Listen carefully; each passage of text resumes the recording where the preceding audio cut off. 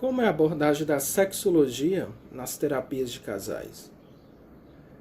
Lembrando que meu olhar para a sexologia é mais humanística, mais humana, voltada para áreas de ciências humanas, do que uma abordagem mais científica, mais pautado na área médica.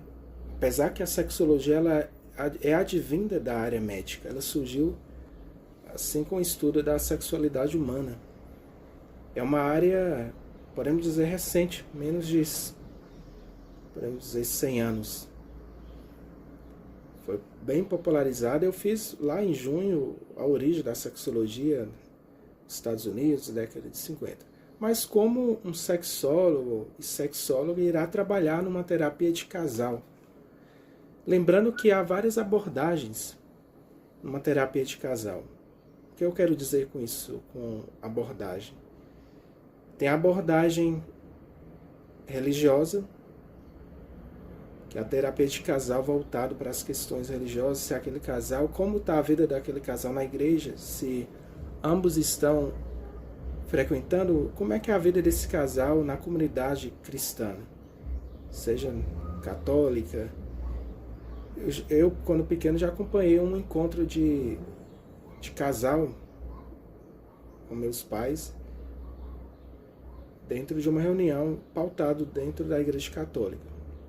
Mas como é uma terapia de casal, no modo, não uma abordagem só religiosa, não uma abordagem religiosa, mas nessas questões mais comuns, entre aspas, mais convencionais, uma abordagem profissional.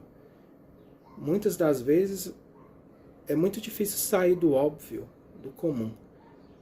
O sexólogo ele vai trabalhar com esse casal, primeiramente saber o perfil desses casais, o que cada um está passando. Se o importante é ficar à vontade para se abrir ali no grupo, é um grupo de apoio, é como se fosse o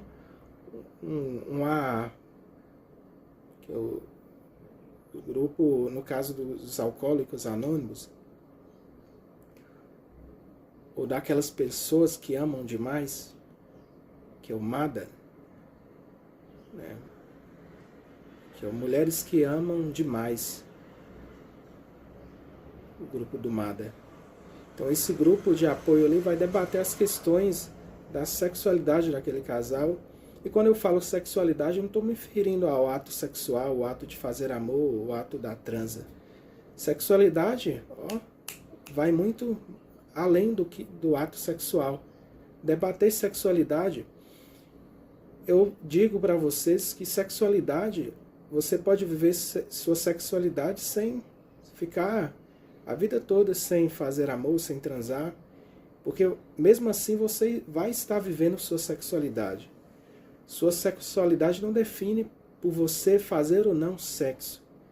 Como eu disse, vai muito além. Falar de sexualidade vai além do ato em si. Sexualidade envolve as questões emocionais, afetivas. Lembra o que eu trouxe para vocês? Eu coloquei aqui como tema os assexuais. São aquelas pessoas dentro do grupo do LGBTQIA+, que não tem essa apreensão por fazer sexo, por essa questão, essa aptidão sexual do ato. São pessoas assexuais. Mas mesmo assim elas vivem sua sexualidade, do seu modo, do seu jeito, com sua peculiaridade em si. E devem ser respeitados, cada ser humano deve ser respeitado em sua opção, em seu livre-arbítrio por viver sua sexualidade. E vai existir muitos fatores, como eu disse, fatores psicológicos. A psicologia e a sexologia são primas entre si, são pai e filho, ou mãe e filho, mãe e filha.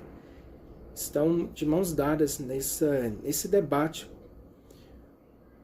Assim como eu gosto de trazer uma abordagem humanística para dentro da sexologia, não só uma abordagem mais usual, mais comum, uma abordagem mais eu gosto de trazer uma abordagem menos convencional, saindo um pouco da norma padrão dos sexólogos e das sexólogas. Assim que vai o sexólogo,